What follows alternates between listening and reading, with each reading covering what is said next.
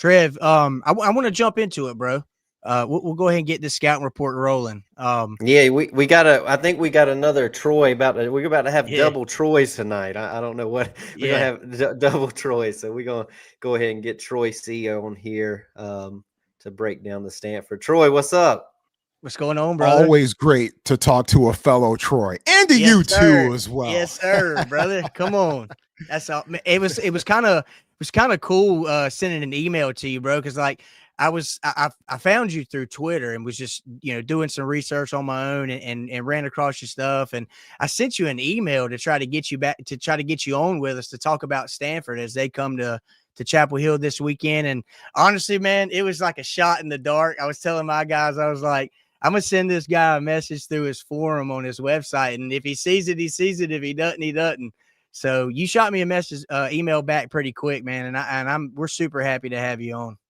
Yeah, my pleasure to be in here. Modern technology, when it works, it's a beautiful thing, and it brings people together, as does college football, man. Stanford versus North Carolina, a matchup that we haven't seen since the 90s, if memory serves me correctly, certainly in the regular season. Of course, more recently, you go back to the Sun Bowl 2016, Solomon Thomas just wreaking havoc on Mitch Trubisky time and time again.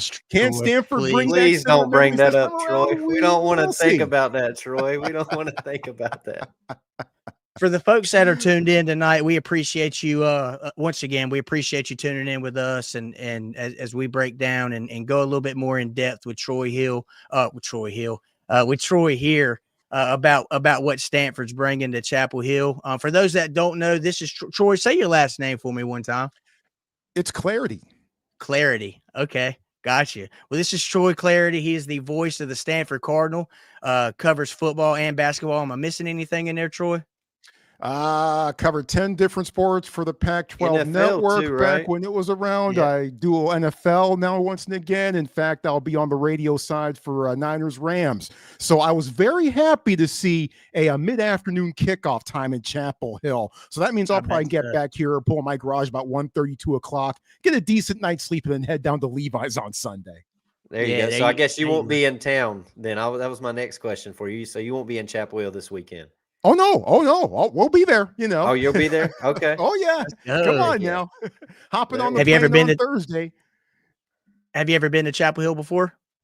I have. Also do Stanford men's basketball as well, and of course the Cardinal were at the Dean Dome back in January. That turned out pretty well for the Cardinal, if I remember correctly. Jalen Blakes with the jumper, left elbow with seconds to go, and Stanford finally getting a much awaited.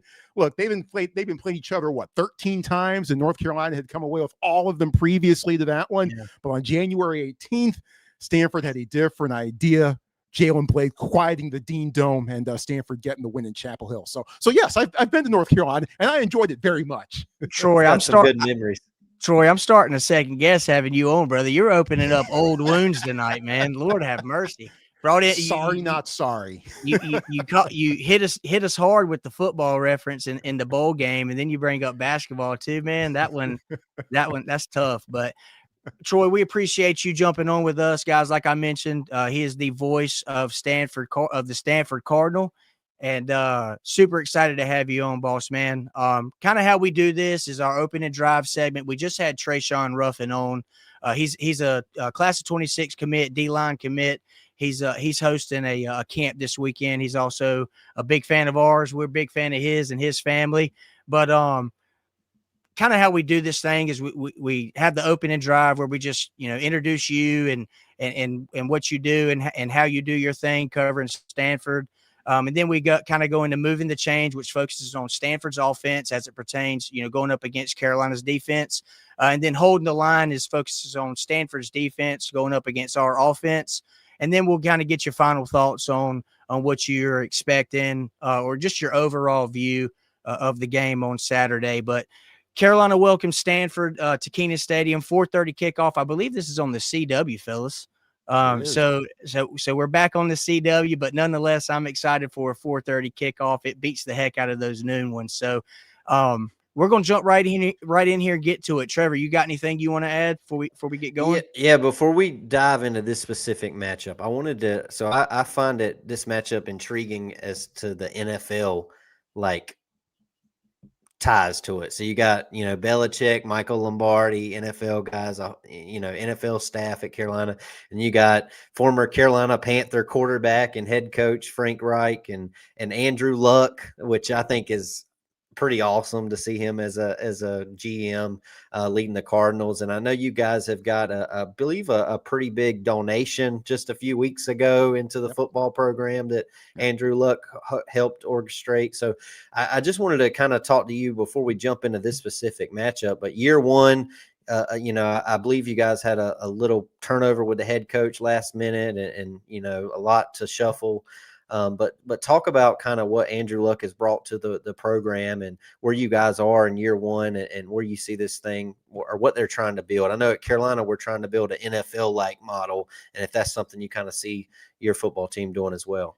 Yeah, and it was somewhat of a surprise to get that email first thing when I woke up the day after the regular season finale last year that Andrew Luck had been named the general manager of Stanford Football. It was ironic because 6 days before he was serving as our spotter for Stanford versus Cal up in our radio booth. And then the day before he was actually hanging out with us in the radio booth down at San Jose State as well. But look, I mean, Stanford has had so many fantastic athletes throughout its history in its entire athletic department, not just football, not just basketball, but so many of the Olympic sports as well. But even so, there are only a few who really and truly need no introduction. And Andrew Luck is one of them. The storied career that he had on the collegiate ranks, really helping to take Stanford into places that really very few people thought it would be. In the years leading up to Jim Harbaugh coming on as the head coach at Stanford, and the great ride that ensued over the next decade plus. So when Andrew, came back into the program and certainly got thrown into the fire with him deciding to make a change at head coach, Troy Taylor, bullying accusations, all those sorts of things. Not cool. So Andrew Luck decided to make the switch there and called up his old friend, Frank Reich, who just happened to be at a Costco in Greensboro, North Carolina, looking for strawberries when he got the call from Andrew Luck. So next thing you know, here's Frank Reich as the head coach for this season. And what Andrew has brought to the program this year has been instant credibility inside the university and outside the university as well. People know who Andrew Luck is in the football world and within the university community as well. So certainly it does get folks' attention when, it's Andrew on the other side, of the conversation. And he's hands-on. This is not a figurehead deal by any stretch of the imagination. He is super hands-on with all facets of the program, although he leaves the coaching and the football part of it to Frank Reich and the coaching staff. So look, he's been engaging the donors. You saw the proof in the pudding there with the $50 million gift that was announced from Bradford M. Freeman, who of course endows the head coaching position and has since the late 90s. And he's rallied the troops a little bit, so to speak, with the fan base and gotten them fired up and excited a bit about Stanford football a bit as well. And hey, he's been cool to us here on the radio side because he always stops by our booth and does a hit with us during the pregame show every single week. That's pretty cool. So, Andrew has brought, credibility. He's brought instant recognizability to the program. And look, it's going to be a bit of a rebuilding process, right? I mean, no one expected necessarily for Stanford to going 10-2, hey, it would have been nice, but knowing that, Stanford fighting, trying to reestablish itself in the football world, gaining its sea legs with the help of a new university president, which that, of course, is the big thing that you need in this day and age to compete in college sports. If your university president doesn't get it, you're not going to get very far. University president hired Andrew Luck into this role. So president's on board, Andrew's on board, a lot of momentum for the program. And at some point, hopefully soon, and hopefully beginning this week, Stanford's able to put together a nice little win streak to roll out the regular season. We can wait until next week to start that, but I was going to say, you talk about. I had to bring this up. I'm repping a little Stanford here behind me tonight too. So yes, I'm a big McCaffrey, Christian McCaffrey fan. So I had done to by get you. that in there. Yeah, that's Andrew Luck is well respected. That's another guy that needs. Yeah, my bad, Trev. I'm sorry. Go ahead. Go ahead. Well, I was going to say Christian McCaffrey's another guy that needs no introduction at Stanford as well. Trev, I want to piggyback off of you, bro, actually, because I'm a big Panthers fan myself. So when Christian McCaffrey got traded to the 49ers, my heart was crushed. Like, I remember exactly where I was, the time that it came over my phone, the whole 9 yards. He was actually the first NFL jersey that I ever bought was Christian McCaffrey. So, Trev, I'll let you get your thought back in here, and then I'll ask Troy my question that I had. Yeah, no, I was just going to say it's these programs, they're very similar to me with the NFL model, both year one. You mentioned the new president hiring Luck and the buy-in to football. We've got a new chancellor that brought in Belichick, has created a whole new buy-in with football. So it's a lot of similarity. And I'm intrigued to watch because I've always been an Andrew Luck fan, very smart guy. So to see what he does, it's going to be fun to watch. Yeah. Hey, you talk about Andrew being hands-on with the program and everything like that. And I think you made a comment about the football decisions and whatnot. I know Frank Wright's probably thrilled that Andrew's kind of hands-on with that, given his history with David Tepper up in Charlotte. So I had to throw that little jab in there. But we've talked about Andrew, and I want to get to Frank Reich a little bit. Because he's a guy that comes in. This is his first year as your head coach, I believe. He's in an interim role. Is that right? Mm-hmm. So yeah, by all accounts, this is only just for this year. Yeah, talk us a little bit and let our viewers know kind of what his philosophy was going into this year, how that's turned out with you guys. I know, stat wise, and we'll get in the nuts and bolts of both sides of the football for you guys, but just what Trevor talked about Andrew and what he's brought to Stanford. What has Frank brought to Stanford as your interim head coach, and what's his goal, I guess you could say, for this year? Yeah, certainly a bit of stability, right? I mean, look, when you're changing the head coach in late March, that's a pretty seismic happening in the course of a program. But Frank has brought stability. He's brought a bit more of a delegative approach, I guess you could say, as far as what the coach is doing, and a bit more of an integrated approach as well. A bit more, everyone's a bit more collaborative, is what I'm looking for here. A bit more much more collaborative process than it might have been during the previous regime. So, and look, pretty quickly established, the culture.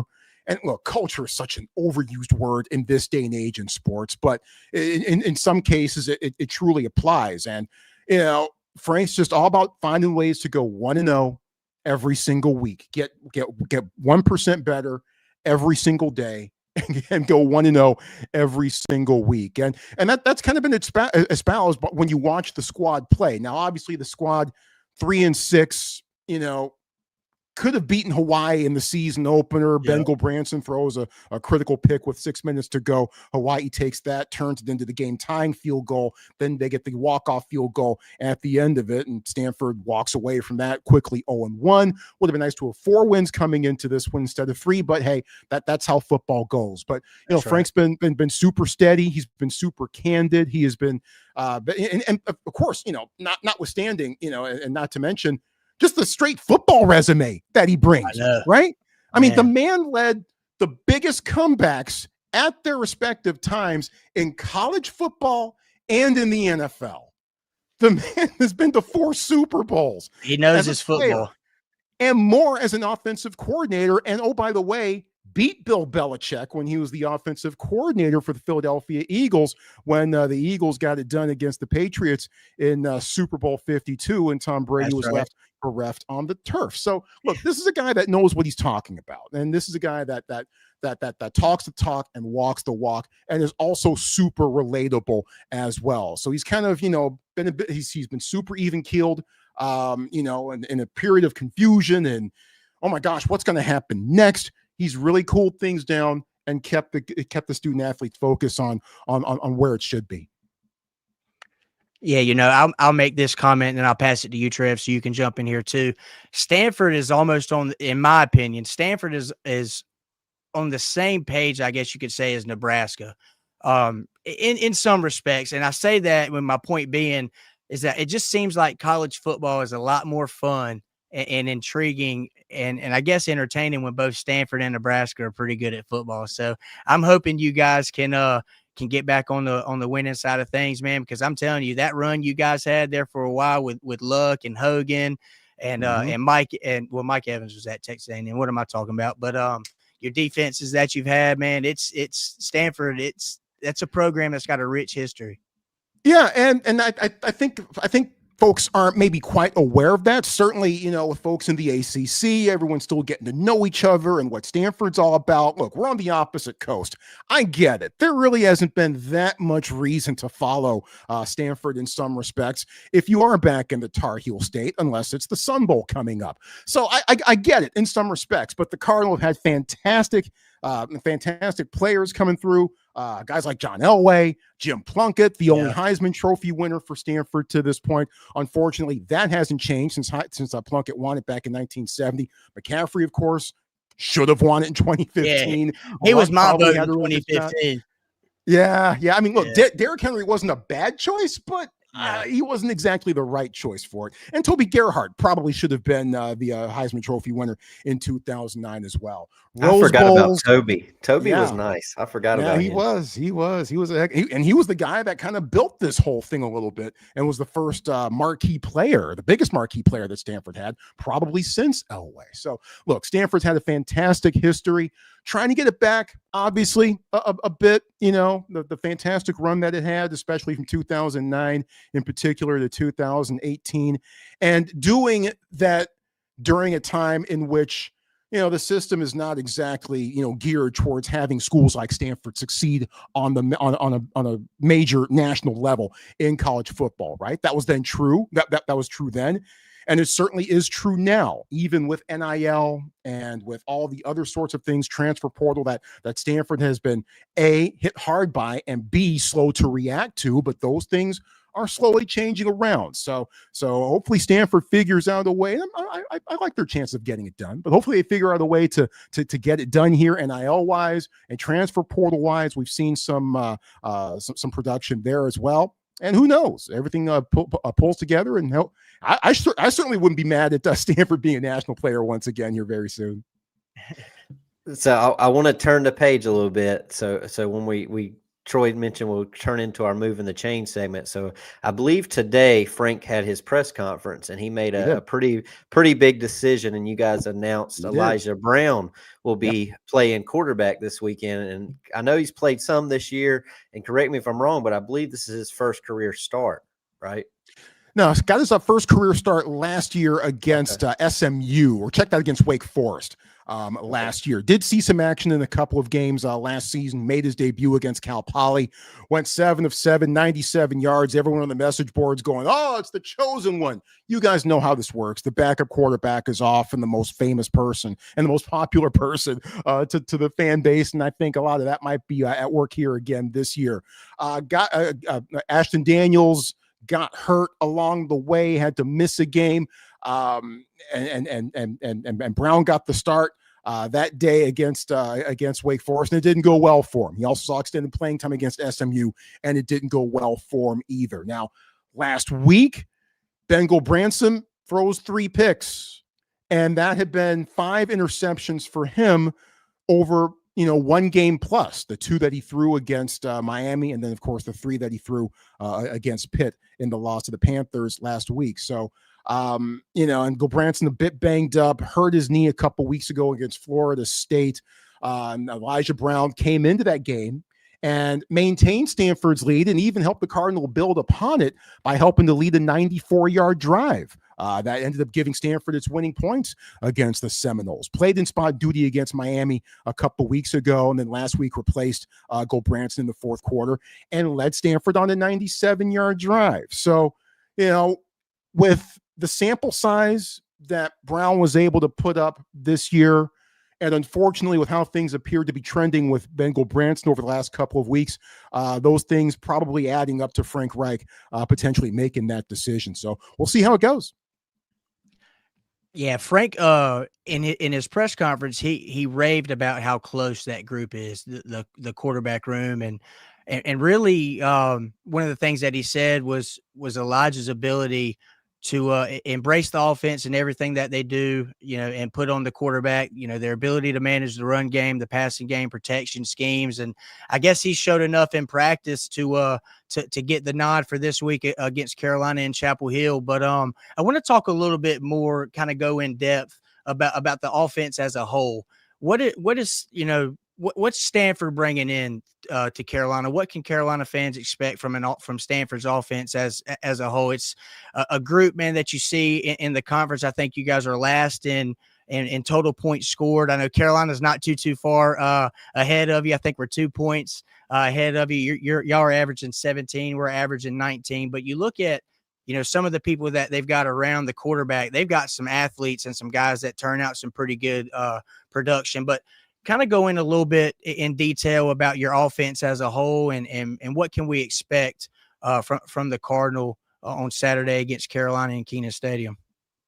Well, ideally, Stanford brings a balanced attack to it. Look, Andrew Luck comes from the old power days, the old tunnel workers union of the Stanford offensive line, where they would just lean on you until you fell over, and then they'd mash you and run you over and leave you dead in the street. So they would prefer to bring in that balanced running game.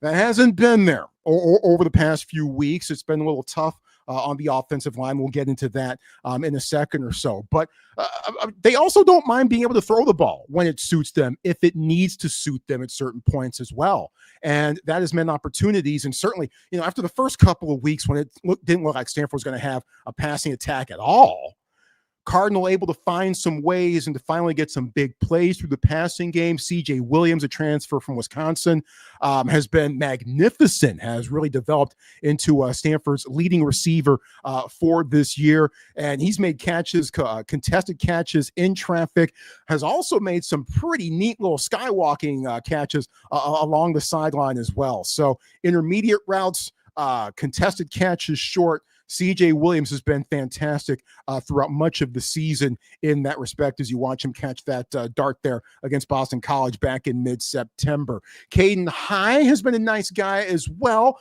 Kind of thought he might be the yard after catch guy. You just throw him on a quick screen and he turns, a short, 1 yard down across the line of scrimmage pass, into a 15, 20-yard gain. Hasn't necessarily shown a lot of that. They haven't really run a lot of that with him throughout the course of the season, but he's shown that he can get downfield and make catches in the intermediate game as well. And Sam Roush has been super dependable as a blanket underneath and making catches, short checkdowns, and all those sorts of things for the quarterbacks as well. Running game has been hit or miss throughout much of the year. Micah Ford has been the lead running back for much of the season, but he got hurt against Florida State a couple of weeks ago, has not been seen since. As you and I have this conversation, we do not know what his availability is for this week in Chapel Hill. Cole Tabb had some terrific moments against Florida State, with over 100 yards or so against the Seminoles, but the entire Stanford running game was just totally bottled up and had nowhere to go against the Pitt Panthers last week. Between Cole Tabb, Cedric Irvin, and Champ Hampton, a young guy who we've seen over the last couple of weeks start to get some snaps, Stanford running backs last week carried the ball 21 times against the Pitt Panthers and gained a grand total of 36 yards. And unfortunately, that's, mostly a function of a very young interior offensive line. They've had to go to plan C and plan D from when you look back in summer camp at the left guard and the right guard position. So they've had to start multiple true freshmen at left guard, and they have a true freshman starting at right guard. And, these guys were starting for Stanford football before they'd even come into a classroom at Stanford. Stanford runs on the quarter system. So, the youth on the offensive line, tackles have been very good. Especially Nicky Prongos on the left side. But with it being so unsettled and being so young on the offensive line, that's had an effect a little bit on the running game. Oh, by the way, you're facing Miami and Pitt in back-to-back weeks. Those are two of the better front sixes, front sevens you're going to face in the ACC. That makes it pretty tough to run the ball as well. And Stanford's inability to run the ball, especially on first down, really cost the Stanford offense everything against Pitt. So they want to try to find balance. They want to try to find ways to win on first down, get themselves into 2nd and 4 or thereabouts, stay on schedule, whether it's through the pass or through the run. If the Cardinal can do that, then that sets them up to do good things and to be in big business throughout the course of games. Yeah, one thing that Frank Reich really emphasized going into this game, especially with the quarterback changes, being able to run your offense efficiently and really get back to that balanced attack. Definitely, I was paying attention to Stanford, going back watching some film on them coming into this game. The running game is definitely a big question mark. You guys have got some playmakers out there on the outside, and definitely your tight end has been one of the most productive in the country, I think. So it's going to be interesting. One thing that I'm looking forward to with this game, and Trevor mentioned it at the beginning of our show and having you on, is 2 former NFL head coaches. Man, it doesn't get no better than that. The NFL minds that both Frank Reich and Bill Belichick possess are amazing. And I think both of us are, while the product on the field's a little shaky right now, Carolina's getting a little bit better. Stanford's trying to get some momentum going into this game. I think it's going to be a good contest, man. I'm excited. Anytime you can see 2 former NFL head coaches go up against each other, especially in college, it's fun. Yeah, normally when you're talking Frank Reich versus Bill Belichick, you're thinking AFC, right? Not ACC. Right. Yeah, I know, right? but East Coast versus West Coast. Exactly. I mean, I wish I could be a fly on the wall during their pregame talk at the 50, on Saturday. Are they going to be looking at each other and going, dude, how did this happen? It's probably going into this year, I think the smallest stadium Bill Belichick, we played at Charlotte. It was the smallest stadium that he's ever coached at in his coaching career, I believe. So this is probably one of the smaller venues that Frank Reich's going to step into, I would guess. So it's going to be fun, though. Carolina, man, is a special place. It's going to be a good game, I'm thinking. Yeah, and I've been to Kenan before. I was there a couple of years ago when the Tar Heels hosted Miami. I actually did that game for Westwood One National Radio. We won that game. Yes, indeed. Yes, indeed. One of the Miami assistant coaches got flagged for unsportsmanlike conduct. I'd never seen that before. That was just bonkers. I still can't believe that happened. And that was over 2 years ago. But, being in Kenan and getting a sense, and it was a night kickoff, I'm sure that kind of helped things out a little bit as far as atmosphere and folks getting in a good pregame mood, shall we say. But yeah, fantastic setting for college football, and looking forward to being back and being a part of it once again. This should be intriguing. Look, there's a lot on the line for both of these teams right here. It is. Right? I mean, Stanford now in his final quartile of the season. They've gone 3-9 4 years in a row. They're sitting on 3 wins right now.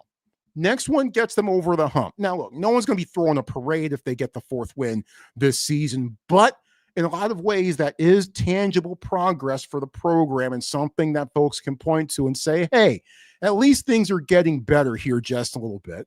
And oh, by the way, Stanford, this is going to be his 6th road trip of the year. Stanford's 0-5 on the road. They've actually dropped their last 10 road games coming into this one. So certainly a lot for Stanford to prove with a different quarterback taking snaps, with a defense that has played well, and in some ways the numbers kind of lie there a little bit on them. But yeah, it's going to be an intriguing one for both sides. When that Miami game, that had to be the Tez Walker game. That was probably that Tez Walker night game we talk about a lot. Good memories there. That's good to think about. I'm glad you brought that up, Troy. So I can be nice to you guys. Yeah. So one matchup I'm intrigued to watch. You mentioned it, the young offensive line. So North Carolina's D line is coming off of past 2 weeks. We've had 9 total sacks. Our defensive line is playing really good, being very stingy in the run game, getting to the quarterback. And it's going to be fun to see. From our side, can that defensive line continue it this week and disrupt a young quarterback on the road? You mentioned you guys have struggled on the road so far this year.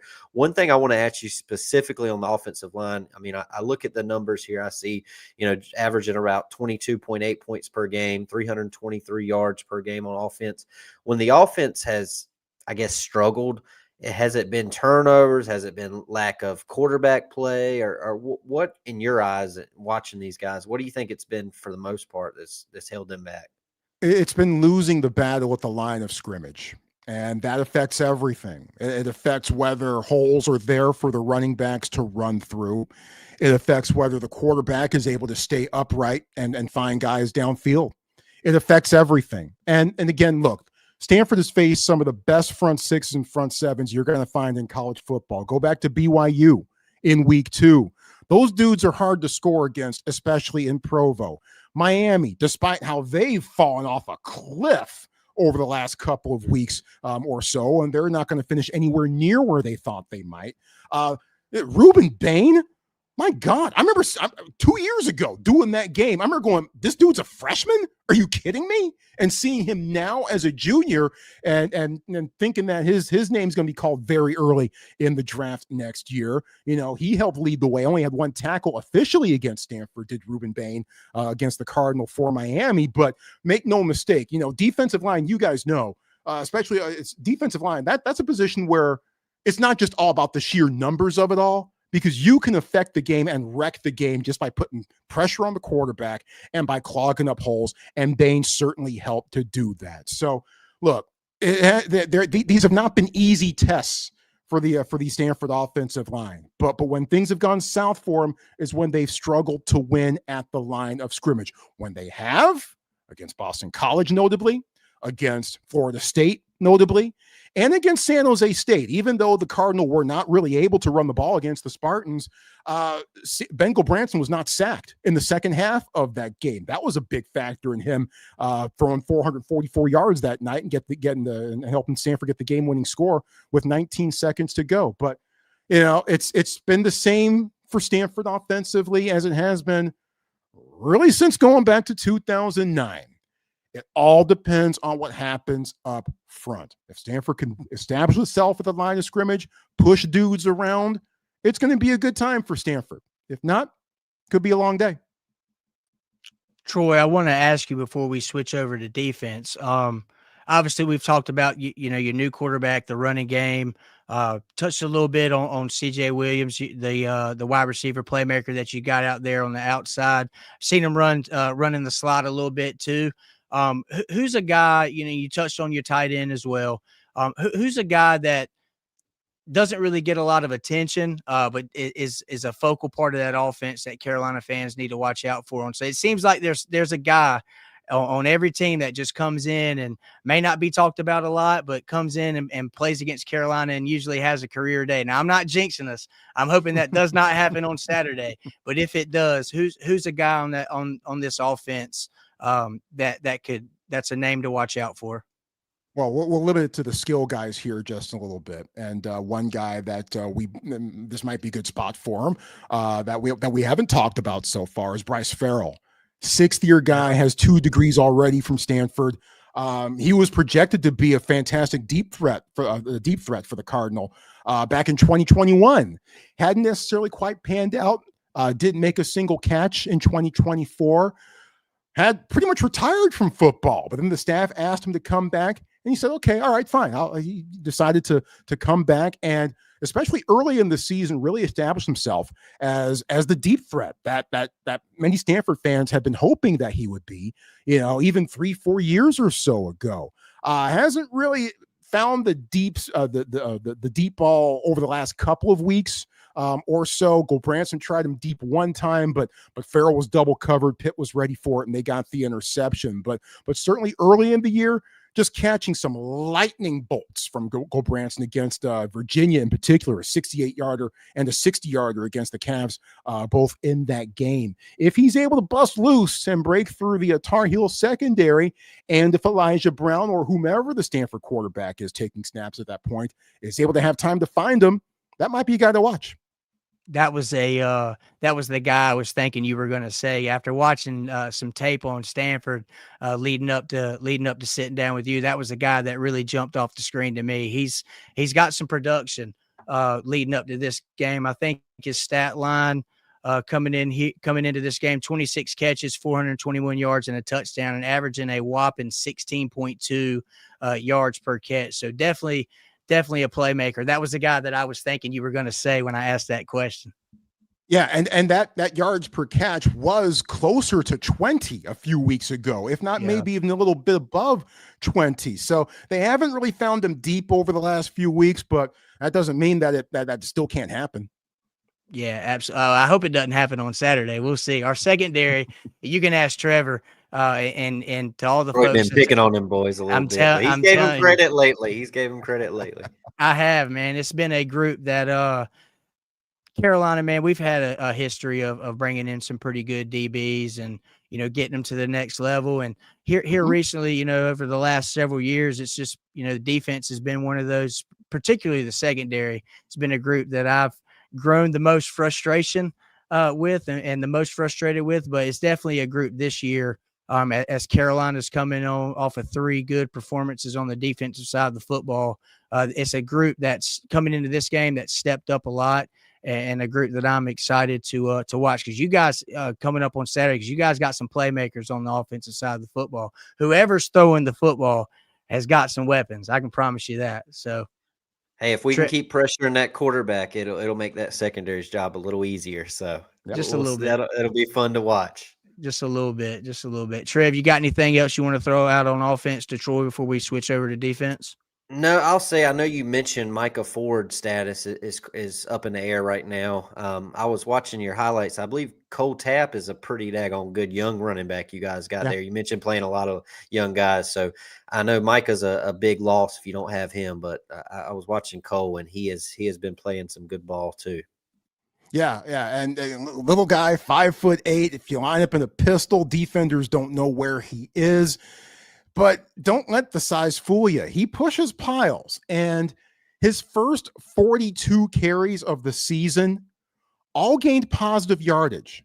It took until Florida State a couple weeks ago for someone to bring him down for a loss. So, Tab has been terrific throughout much of the season. He's certainly been a lot of fun to watch. Not bad in pass pro either. So yeah, he's been becoming more and more of the complete package. Now, look, obviously major struggles for the entire running back room last week in all phases, but certainly the tape is there. The highlights are there, what Tab can do and the force that he can be. It's going to be interesting nonetheless. Guys, I want to transition over to the defensive side of the football. Troy, Stanford comes into this game as a pretty good red zone defense. I think you guys are ranked 24th in the country with a 77.1 red zone scoring defense percentage earlier on in the season. But Carolina, man, we've struggled in the red zone. Talk to us a little bit about your defense as a whole, kind of what we did on the offensive side of the football. What's their mission? What are they looking to do on that side of the football? And what are they bringing into Chapel Hill on Saturday? Well, and I'll break down that red zone stat even further, because look, red zone scores are great. That's fine and all that. But I always break it down into red zone touchdown percentage. If you're kicking field goals and you get into the red zone, that's not good enough. You need to get 6. So I'm more interested to see what teams do when they get inside the red zone and what defenses do when their opponents get into the red zone. And you're right. When you look at through that prism, Stanford's red zone touchdown percentage defensively is 48%, third in the ACC. It was first in the ACC until they went down to Miami, and the Hurricanes scored touchdowns on 6 of 7 red zone trips. So it's kind of fallen back just a little bit. But of course, North Carolina, 37% defensively in red zone touchdown percentage. That leads the ACC. So, red zone scoring percentage is nice, but I think touchdown percentage is a bit more of an accurate measure of how teams are usually effective when they're either inside the 20 or when their opponent is inside the 20. Now, back to your original question as far as what to expect from the Stanford defense. the defensive line is probably the strength of the entire unit. They've got the veterans up there. Clay Patterson, a 7th year. He's had a very good season. A few other veterans as well. Braden Marceau Olainka, a junior, one of the young guys, but he's come up with a few plays, as has Omar Staples, who's gotten in with a couple of sacks as well. So the defensive line has probably been the steadiest unit defensively. Outside linebackers may be a little bit quiet from a production standpoint, but every once in a while they do wake up. Ernest Cooper will give you a big play. Teveru Tafiti will give you a TFL.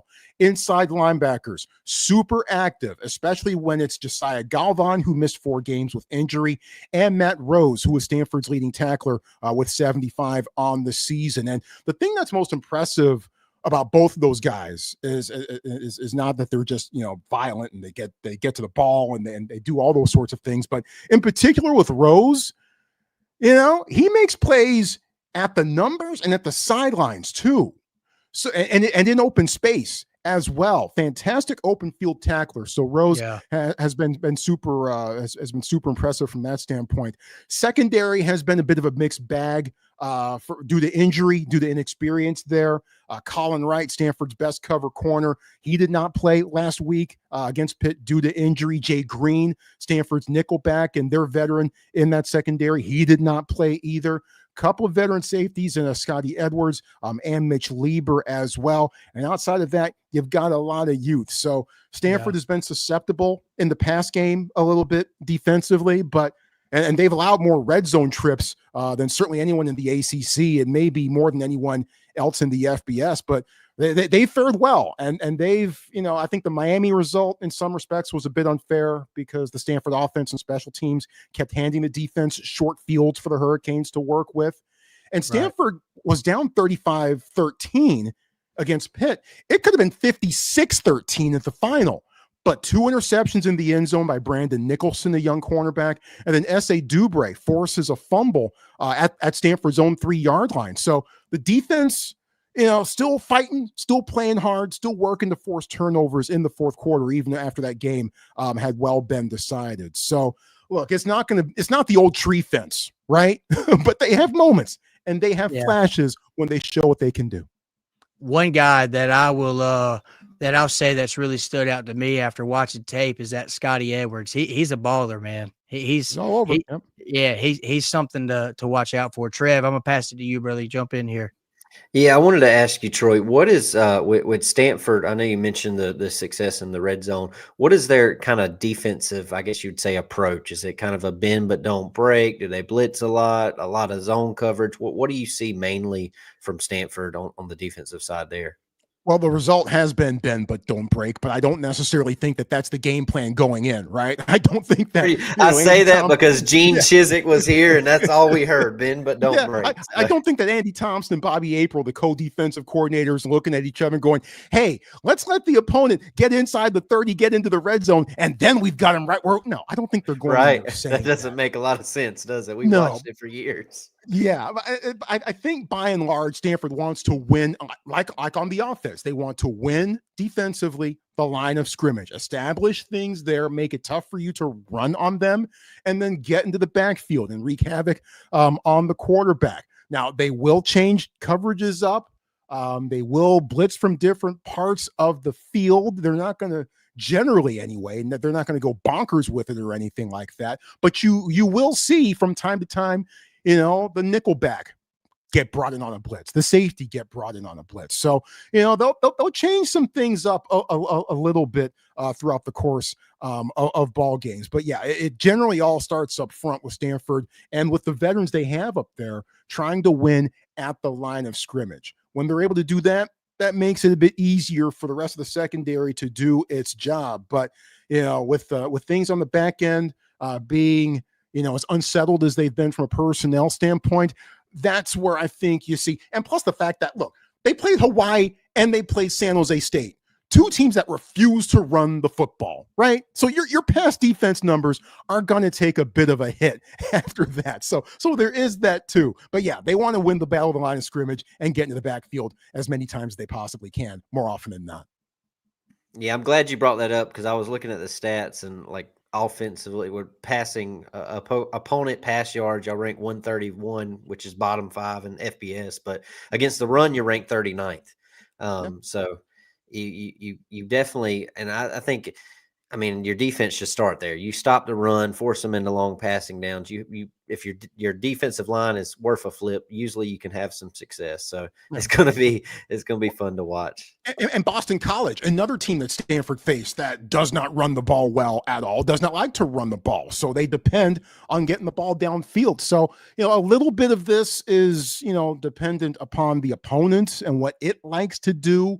But yeah, I mean, there have been some struggles in the secondary, no doubt, at times. One thing that I'm interested in seeing this week, and Frank mentioned it in his press conference for you guys, is, Belichick's been, he's put an emphasis on not being able to, not doing the same thing week by week. It really changes opponent by opponent, game by game. And I'm anxious to see what kind of game plan both teams come out with on both sides of the football. Carolina's defense the last 3 weeks has been playing lights out. Certainly, with the product that we put on the field against the first 3 Power 4 opponents, man, it looked a little scary. I'm not gonna lie. It looked like it was going to be a long season, but they've stepped up the last 3 weeks, and Steve Belichick, Bill's son, has had that group ready to play. So I think it's going to be a tough test for the Cardinal coming in. If we can get to the quarterback, I know against Syracuse, they kind of dipped into their quarterback room a little bit, but they had no quarterback. I was about to say, let's just call it what it is. They had no quarterback. Yeah, I was about to say they didn't have any. They had no other choice. But Elijah Brown, he comes in, man, and as a guy from a very prolific high school program in Mater Dei, he's seen big time football and was a pretty high level recruit. I think it was a 4-star as well. So I'm anxious to see what both teams come out with on Saturday on both sides of the football. Trevor has a saying. I know he said it last Friday that was going to be Carolina's get right game against Syracuse. So we'll see if Carolina can keep that momentum going on Saturday as they welcome Stanford.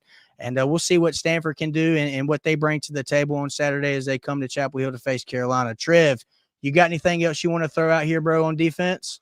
Not specifically defense. Anything, Troy, that Troy C. I'm going to call you Troy C., not Troy Hill, that we haven't talked about tonight with Stanford that you think would be key to bring up when looking at this matchup that maybe we haven't talked about already?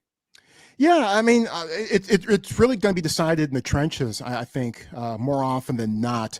And also, look, Stanford's at its best when it plays complementary football. Offense, defense, and special teams, all 3 phases of the game working in concert together and getting wins. And Stanford, I don't think necessarily has had a game just yet where all of those 3 things have been performing at a specifically high level. I mean, I go back to the Miami game where the defense, the final score and that final result was not fair to the defense. The offense and the special teams kept handing them short fields to work with. We talked about that. Special teams had a terrific day against SMU. Aiden Flintoff, the punter, 62-yard punt, 50-yard punts all day long against SMU. But the offense just could not find its footing and could not convert in goal-to-goal situations against the Mustangs. And there have been other moments where, the offense looks great, but the defense doesn't quite match. All 3 phases of the game have to be working together in order for Stanford to be in good positions to win ball games. When that's happened, Stanford has put themselves in perfect position. When it hasn't, it's been a problem. So we'll see what happens this upcoming Saturday if Stanford's able to put all 3 phases of the game together and play 60 minutes of football, which by and large, it still hasn't done so far this year. Yeah, we gonna hold off one more week. Hold off one more week, right, Troy C? And then you guys can do it next. Yes. Well, next week's the bye week. I mean, why want to know in the bye week, man? Want to know in the bye week? It's going to be a good game on Saturday, Troy. I hope Chapel Hill treats you well.